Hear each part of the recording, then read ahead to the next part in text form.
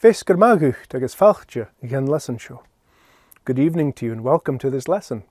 I hope your evening is going well. Tonight we're going to take a look at how to say of places, and this is way 2.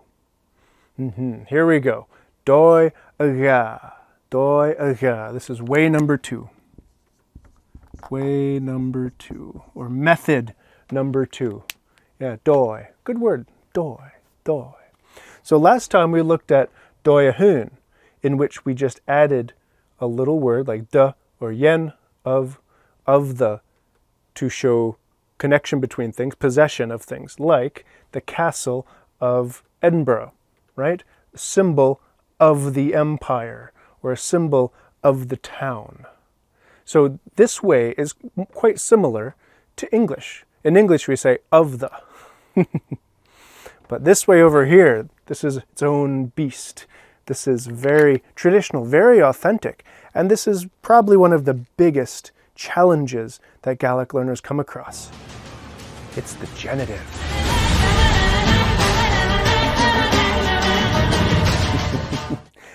It's not as big and scary as all that. It can be quite dramatic. But really, the genitive, after you come to grips with it, is pretty straightforward. And we're going to take a look at many different forms of it here when saying of certain places. And because the genitive sometimes can be a bit of a beast, we've got our monster hunter here, we've got Geralt here to protect us. Okay, maha. Gleva, so dói aga. So we want to say something of Nilfgaard, and then Kintra, Maine, etc. And then how to say of places that don't have a unique name to them. So over here, we used de or yen, and we added an h. Over here, we're not adding another word to mean of. The word itself, the place itself, is going to change to mean of that place. And usually, what we want to do is add an h to the beginning, like with dói ahún, right? Adding an h to the beginning of the place, the name of the place. But then also with this, we want to add an I to the end. Yeah, and if you're into these grammar speak terms, this is slenderization. So we make the end slender, and we lenite the beginning. So in this way, we just add the little word and add an h. We just lenite the name of the place. Here, the place itself changes by adding an h at the beginning, if possible, and adding an I to the end, again, if possible. This can make for some pretty fun-looking combinations. So here, let's get started. Let's work a bit with the genitive. Okay, so let's keep working with saula. Saula is a good word to have, a symbol, saula. So a symbol of Nilfgaard.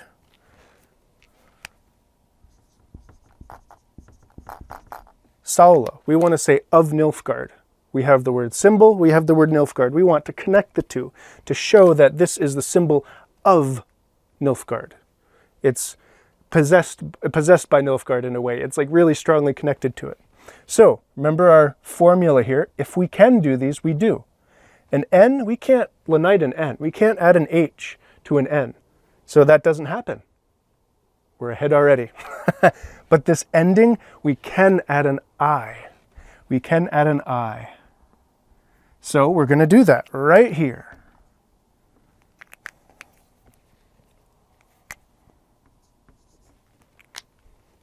There's our I. Gleva. This means of Nilfgaard. Nilfgaarst. Nilfgaarst. Becomes a bit more nasal. If you feel a bit of buzzing in your sinuses, that's a sign you're doing it right. Yeah, Nilfgaarst.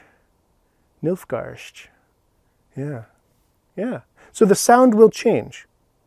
Whenever we are saying of a place that has a unique name like this, or actually of other places too, the sound of the place will change because we're adding the H if we can, or adding the I, and adding the I if we can.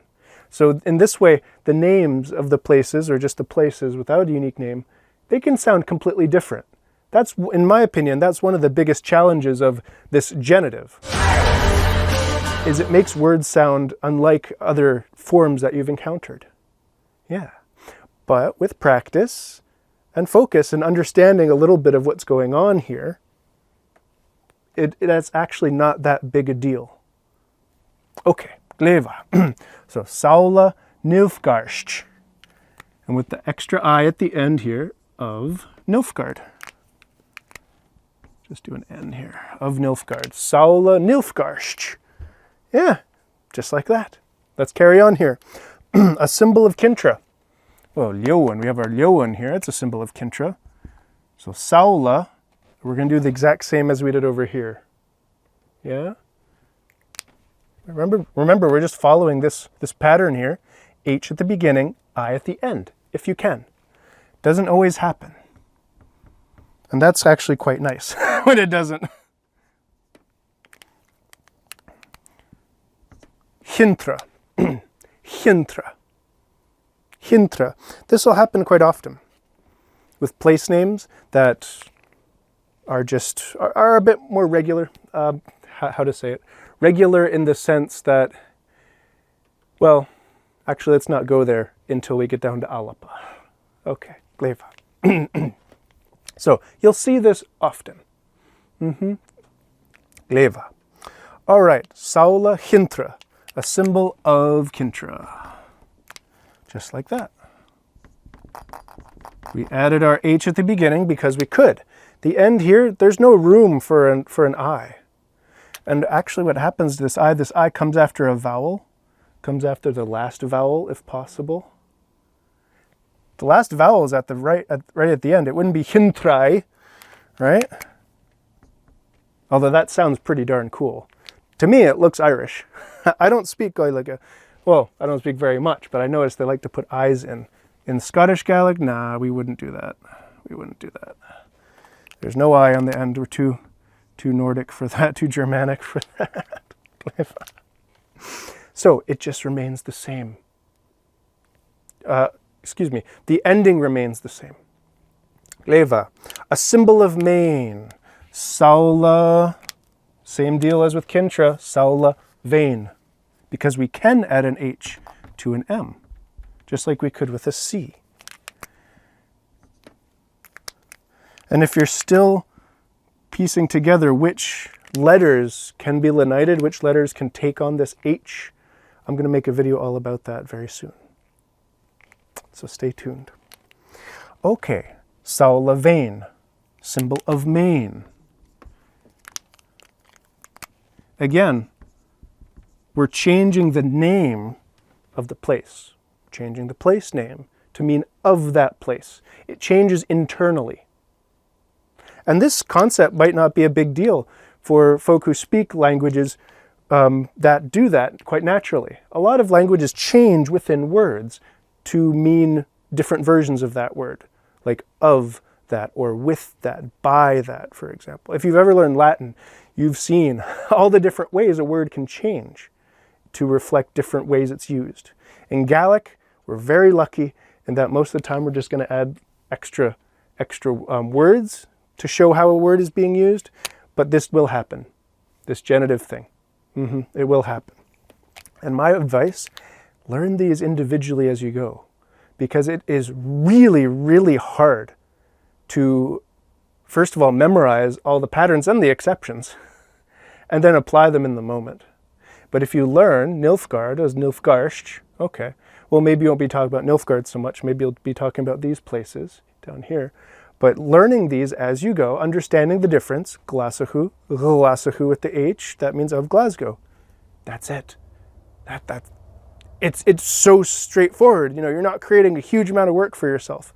And there's less chance you'll create bad habits for yourself as well. Memorizing charts and then, you know, stopping a conversation to cycle through your charts in your mind, if you remember them correctly to begin with. It leaves a lot of room for mistakes. Mistakes are fine, but why make unnecessary mistakes? Learn these as you go. It's my recommendation. Okay, carrying on here. So we've departed from Nilfgaard and Sintra. We're into Maine here. Now we're going across the pond. Some common places in Scotland. What do we do here? Well, Glasgow. It's a symbol of Glasgow. Right? Saula Glasgow. Gleva. Gleva. Symbol of Edinburgh. Saula Gunachin. Just like that.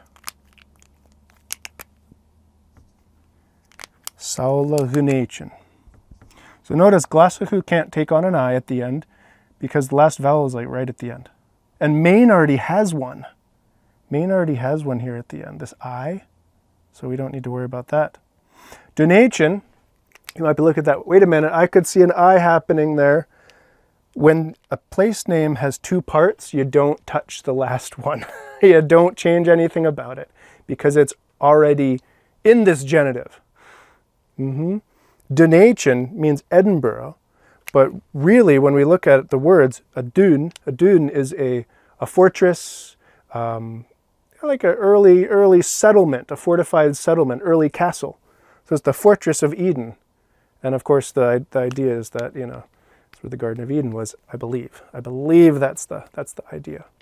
Yeah. And then we get Dunedin in Australia too. Yeah, from the Scots who went over there. So the name spreads. That's the story.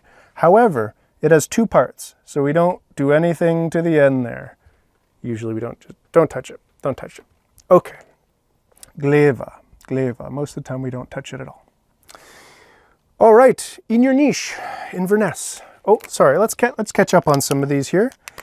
I know this is already making a bit more sense to you, but seeing things written down, there's something really powerful about visual confirmation on a board or something like that. Edinburgh. EB. There we go. Gleva. So, a symbol of Inverness. The lovely Ness Island Trail, the walking path going across the islands. Oh, gorgeous. I would consider that a Saula in. Look at that. So normally we add an H to the beginning and an I to the end. There's already, oh, and also this is the second part of a two-part name. So we don't have to even worry about that. Excellent. And we can't add an I to the H, can't add an H to the I. Easy peasy. Inverness is one of the best place names because it doesn't change. Just leave it in your niche. Saula in your niche. This will happen. I can't take on an H. We don't worry about that. We don't add an extra I. We don't slenderize because it's a two-part name. This is already kind of done. This is already in this genitive. Okay, maha. Oh, actually, before we move on, in your niche, do you know what that means? Inverness, but do you know what Inverness means?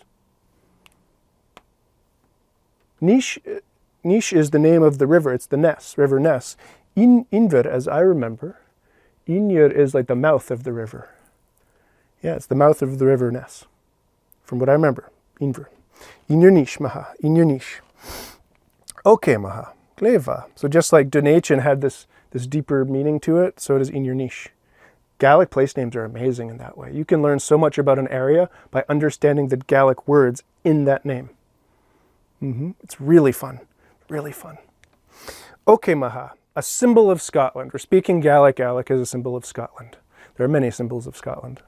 So, Saula, and according to our formula here, we can't add an H. Great. We can't add an I. Yes, but it's an exception. Because countries in Gaelic are feminine. Grammatically speaking, they're feminine.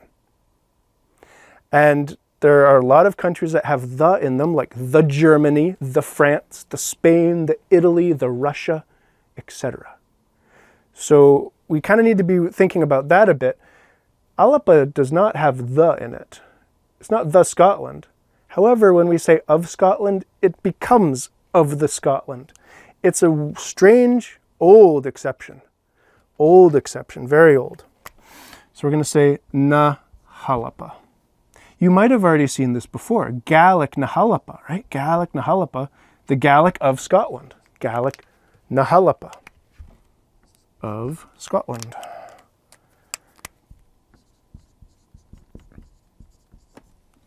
Yeah. So as I throw pens here, as you can see, It's not as straightforward as adding d or yen here and adding an h at the beginning. It's not. However, this is a very important part of Gaelic. It's very integral.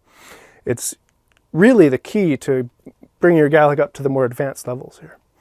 And also understanding what you hear and read. What do you hear and read? Okay, maha. But as you can see here, there are kind of different flavors to it, different forms, right? Like we didn't add an H here, but we added an I. Didn't add an I here, but we added an H. We added an H here, but we didn't have to add an I here, even though it looks like we had to. And then Alapa just does its own thing. Inurnish does nothing. So there are these intricacies that if you try to predict, a lot of times you're going to be wrong. And if it could take years to undo those mistakes that are internalized. I know because that happened to me. The genitive was the bane of my existence for a long time. And there are many learners who also say that. So please save yourself some sanity, some time, maybe, you know, some gray hair. Learn them as you go. Learn them in context as you go. If you're not sure, how do I say a genitive? Ask a teacher, ask someone else. Use the online dictionaries. The LearnGaelic.Scot dictionary has all these forms on them. I'm going to make a video about how to use that effectively too. Yeah, how to use it really efficiently. But for now, please, please, please save yourself a lot of trouble and stress and pain. Learn these as you go.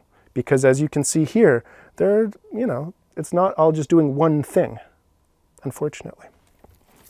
Okay, but we're not done yet. These are unique names here, like Inverness, Alapa, Classichu, Hintra. Right? These are uniquely named places. What about places that are still places but don't have unique names? Like empire, kingdom, town, house. Let's take a quick look at them. So remember, in Doyahun, we just added yen. It was it was the easiest thing out there. However, here it's going to get a little more complicated. So we want to say of the empire. Saula. Let's add in Saula here. Saula. Saula. I mean, I kind of want to go with yen imperach here. Nothing wrong with doing that. Absolutely. That's totally fine. It's very common. However, if we want to use this genitive, then we're actually going to change the word imperach at the beginning. Na himperach. This na with the H means of the empire. And this form is directly tied to this word. Whereas over here, yen is just thrown together with any word. Yeah, nothing wrong with using yen for these. For things that are not named uniquely, no problem. But keep in mind, you will see this too. Saula na himperach, symbol of the empire, right? Symbol, garam, hamikiri garam, of the empire. Aha, so we're into na with the H. That's what happened with Scotland too. It's of the Scotland. Again, this is a really old form. It's an exception to this pattern, to this formula. All right, Saula na himperach, a symbol of the empire. Imperach is a great word. You don't have to change anything. The word itself doesn't change. You just add on this, this part to the beginning to mean of the. Let's carry on here. A symbol of the kingdom. Talking about Grian or no Lyoan. Saula no Rioch. Of the kingdom. Saula no Rioch. There we go. Just na. Why is it na? It's because these are feminine nouns. Grammatically speaking, imperach and rioch are feminine. So all you do is add na, which is great. And if it starts with a vowel, you add na and you put in an H to soften that initial vowel. Na himperach. Straightforward. It's great. Again, learn these individually, because predicting this can be really, really tricky if you're still coming to grips with the system. All right, so a symbol of the town. Oh, no. we've used symbols so much. Let's do the middle of the town. Yeah, town center, right? Mian. Mian means middle. Mian. Mian. And then bala is going to change. Bala, we can add an H to that. Yes, we can. Mian avala. Oh gosh, what the heck was that? Nabigoro. Nabigoro. There we go. Mian avala. And it just flows beautifully. Mian avala. Mian yenvala, that could work too. However, to my ear, it sounds and it feels and it tastes more Gaelic. It tastes more Gaelic, to say Mian avala. It just flows better. Mian avala. Chances are, if a phrase is flowing, then you're doing it just right. That's what Gaelic wants to do. It wants to flow. Mian avala versus Mian yenvala. Mian yenvala. It's a bit more staccato, which is okay. It's not a problem. But this flows like a river. We like that. All right. So Mian avala, middle of the town. Of the town. Okay, Maha. We're down to our last one. Of the house. What about the door of the house? Or the roof of the house, maybe? On the roof of the house? At the door of the house?